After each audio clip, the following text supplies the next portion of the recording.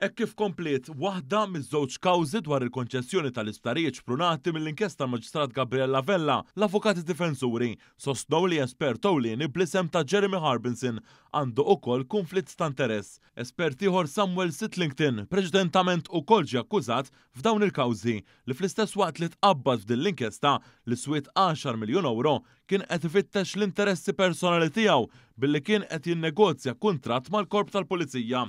Fil-każ ta' Harbinson, l-avukat tad-difiża l-ħamis filgħodu qalu li dan imexxi l-kumpanija Irlandiża Harbinson Forensics Limited li ntażlet mill-Maġistrat Vella iżda għal 18-il sena sal-1998 kien impjegat ta' PricewaterhouseCoopers. Id-difiża innutat li x-xhud kien qed jinjora r-rwol ċentrali li kellha din il-kumpanija fil-konċessjoni tal-isptarijiet u nnutaw kif qatt ma semmit fl-inkjesta.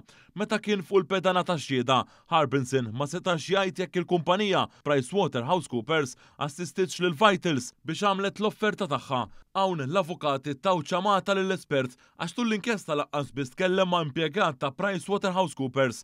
L-avukati wkoll staqsew lil Harbinson biex jidentifikaw lit-tim ta' esperti li kellu miegħu iżda ma setax jiftakar isimhom. Wara ħafna aktar mistoqsijiet dwar dan, Harbinson qal li l-grupp ta' esperti kien jinvolvi eks-konsulenti tal-Pulizija tal-Irlanda ta' fuq u anke accountants u speċjalisti tal-IT. Mistoqsi wkoll dwar ir-rakkomandazzjonijiet tal-Ordni ta' Friżar fil-konfront tal-akkużati, Harbinson ma setax jipprovdi dettalji waqt li saq li hu responsabbli mir-rapport kollu.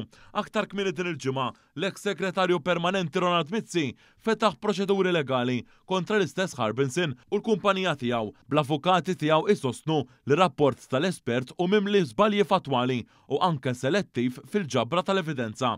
Dan anke wara li ħareġ li l-kumpanija ta' Harbinson kienet qed tiddikjara falliment.